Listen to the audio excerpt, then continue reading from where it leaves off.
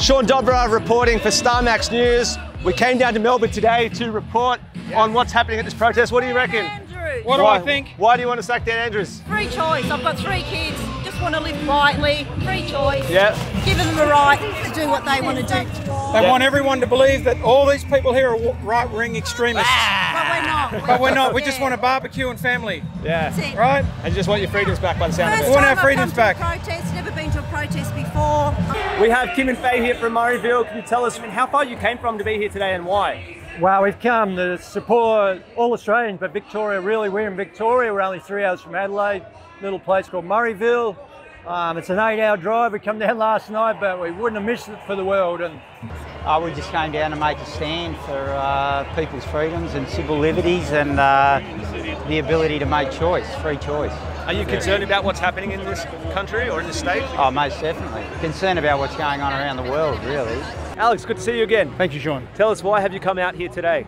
I just came here just to make sure that my voice is heard and that this pandemic bill has not passed, and just to show my support and get everybody, as many people out here as I can. We've come here today to protest against the pandemic legislation, and the reason is that sort of power should not be in the hands of one person. Do you think Australia is under threat with this new bill? I believe so. I believe so, deeply. I just want freedom for all of Australia, pretty much. I haven't got any kids, but I'm here to support the kids in the future of this country and also the world. So, being Australia, we're pretty much the example for the world. So we've got to step up. So that's why I'm here. What's happening, it just isn't fair. So that's why I've marched today. I've got 2 adult children, and I want to make sure that they have a future. And you're a teacher, are you? I'm a teacher. 13 years, not allowed on site. I've always been against the mandates, but now 12-year-olds aren't allowed to have freedom. I've got a daughter that's 10, so I'm lucky at the moment that, you know, she still has a lot more freedom, but children are now also being discriminated against. At school, we've been divided from our friends. I'm not allowed to go to my confirmation because I'm not vaxxed. And we're not allowed to go to Latitude at the end of the year because we can't, because we're not vaxxed as well. I just can't believe that this is Australia. That really truly breaks my heart, you know. Vaxxed, not vaxxed, we all need to be kind to one another. You know, there should be no 2-tier society. At the end of the day, you know, we all want the same things, and, you know, we all should be looking out for each other, not turning against each other.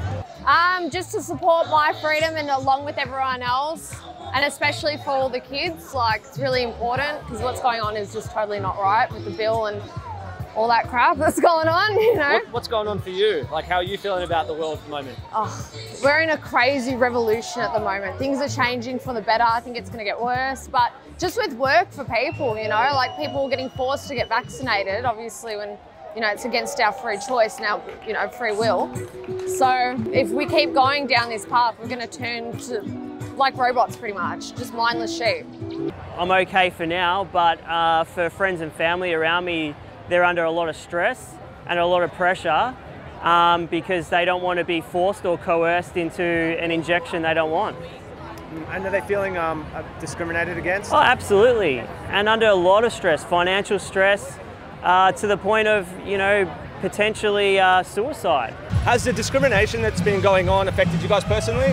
Or people that you know? Yes, most definitely. I've got a young daughter who's got so much anxiety because she doesn't want to get vaxxed, couldn't go to an excursion.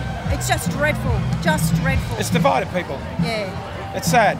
The anxiety that I feel inside my body every day growing with you can't go here, you can't go there. My daughter's 11 and a half years old. In 6 months' time, she'll be 12. Are they going to try to force a death shot into her and put her through this? Are they going to try to rip her away from me and put me into a camp and send her to the gas chambers? That's what's happening right now. My own grandparents made me promise that I will never forget. So the discrimination is absolute hypocrisy. And some are all the laws, and you know,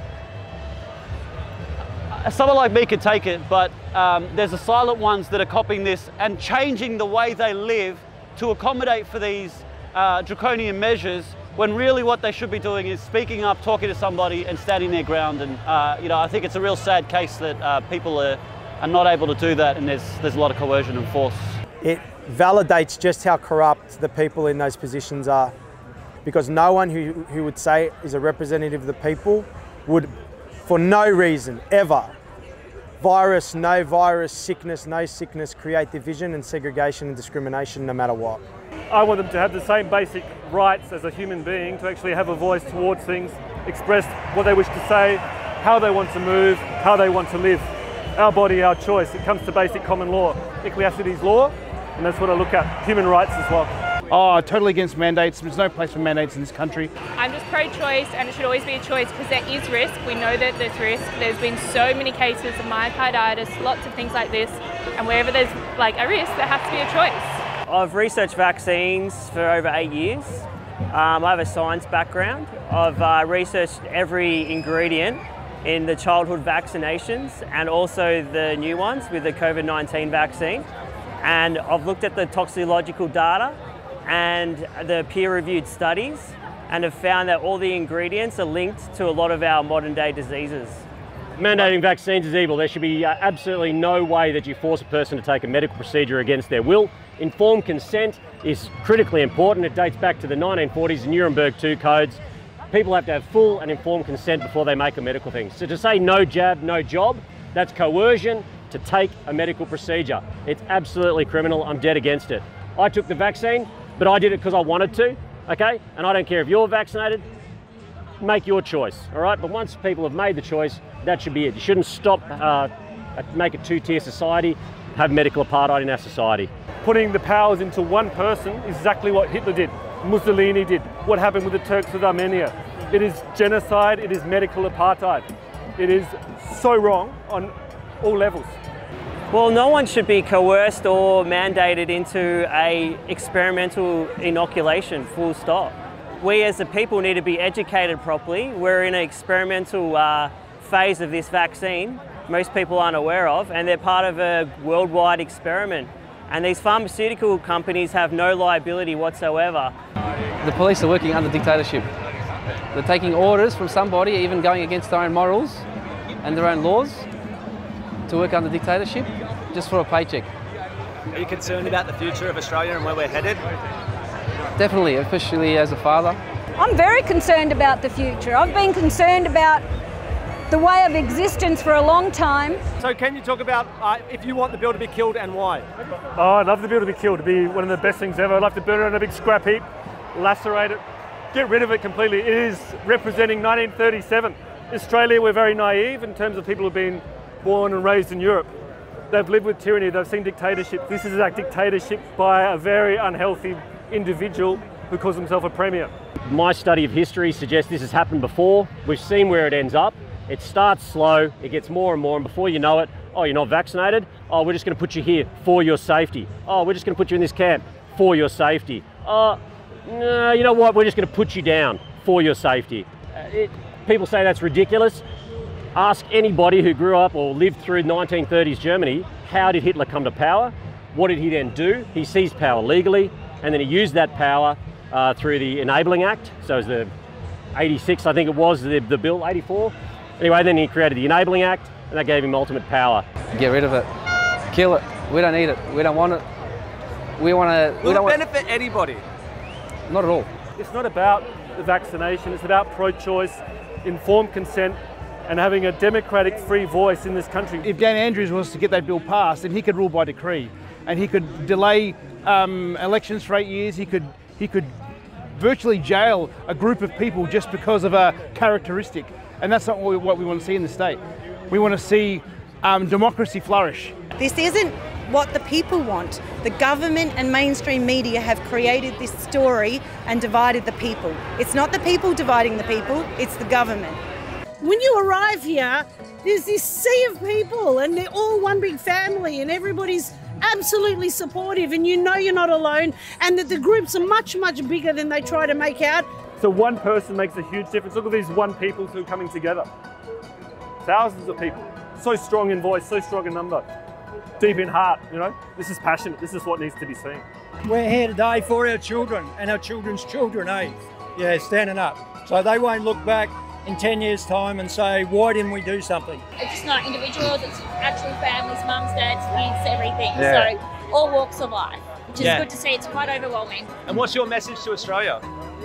I think we just, as Australians, we need to stand up for our way of life. Open your eyes. open your eyes.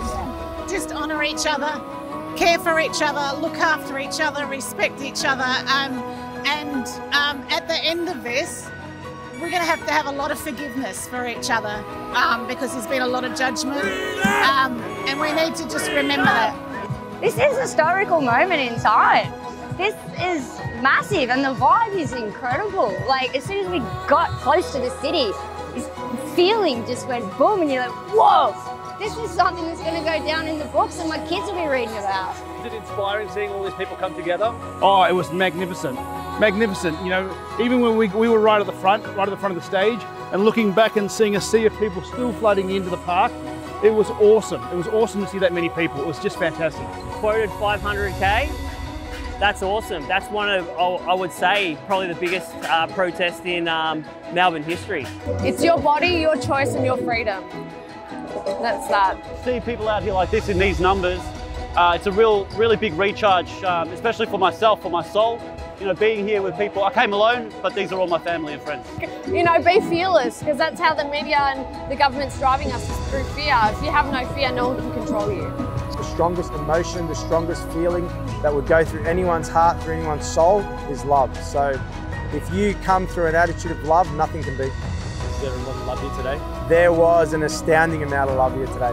500,000 people just standing in solidarity. Did you hear any trouble from anybody? No. Just to stay strong, keep to your truth, and yeah, stand up for what you believe in. This is a historical day. I believe there's a change today. Let's unite. Look at today. Let's bring 1 million people in. 2 million. We all should rise up. If we don't believe in something and we don't believe in it with our heart, we should all rise up with one voice and let the governments know. The power is in the people. The power is in the people. Come and join us. Don't give up your liberty. Just don't.